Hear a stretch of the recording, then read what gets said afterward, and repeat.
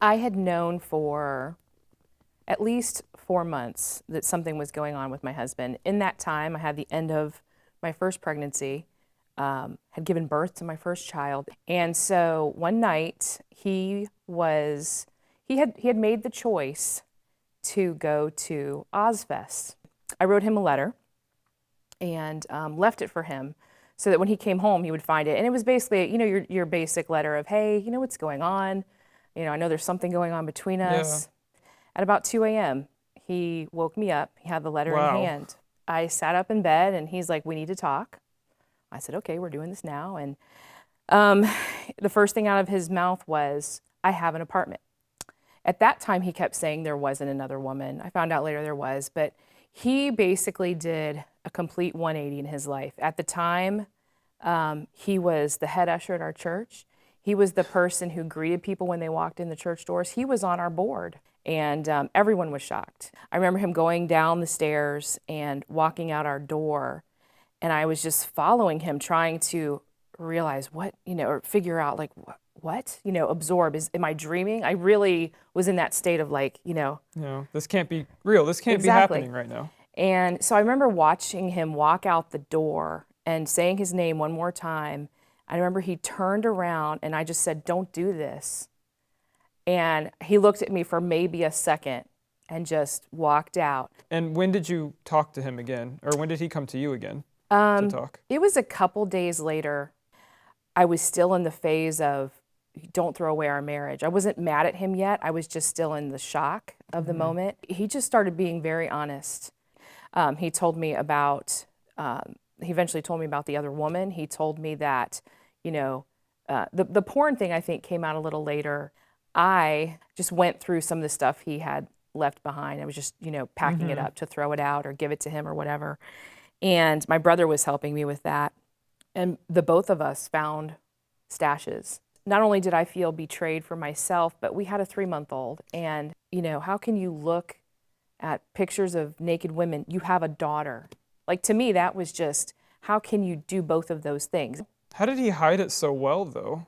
He found his first pornographic magazine when he was 10 years old. He accidentally stumbled upon it, and he the sad thing about porn is it's similar to drugs, and he can still remember. I mean, if he thinks about it long enough, he can still like call forth the image that he saw that first time. The first. So I think just because, it started fairly early and it was always a part of his life.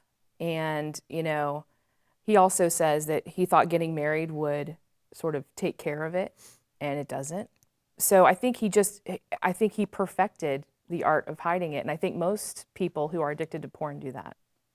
So when did you guys decide together to go get counseling? Finally, in December, January, I got to the point where I was done being angry. I Yeah. just wanted closure and was going through the process of a separation, mainly because at that time anyway, it was cheaper to get a separation than a divorce. I wanted a divorce. New Year's Eve, I got the courage to remove my wedding band. And at that time, I wasn't Wow. wearing the engagement ring, but I was wearing the wedding band still. And I was like, okay, I'm ready for this to die. He came to the house before I went to school. I said, what are you doing here? And he said, oh, I just wanted to see Megan and to give you this. And he gave me a note. And I'm like, what are we in high school? What? I left, and sure enough, the note was basically, I've been an idiot.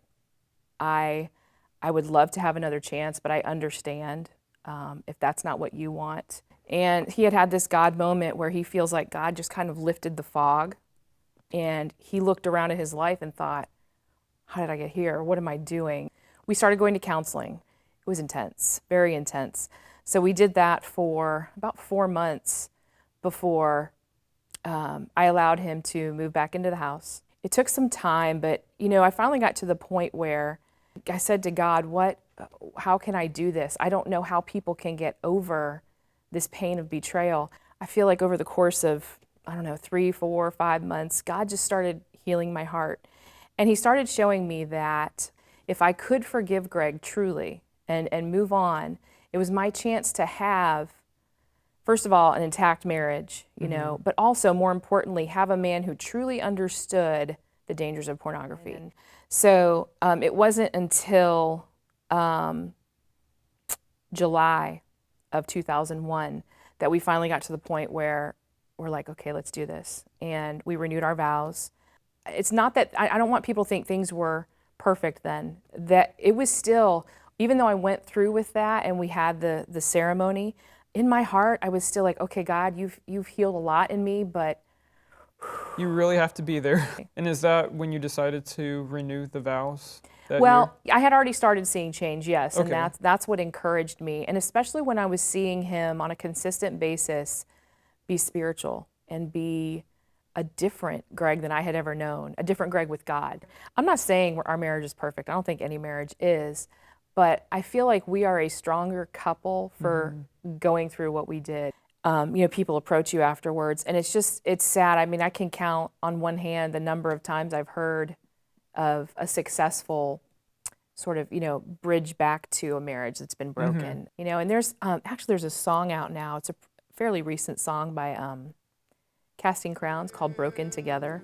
And man, I hear that song and I'm like, that's what it's about. If you're gonna get past something like this, you have to be willing to, kind of put the pieces back together. And it's not ever gonna be perfect, but it's gonna be better, Yeah.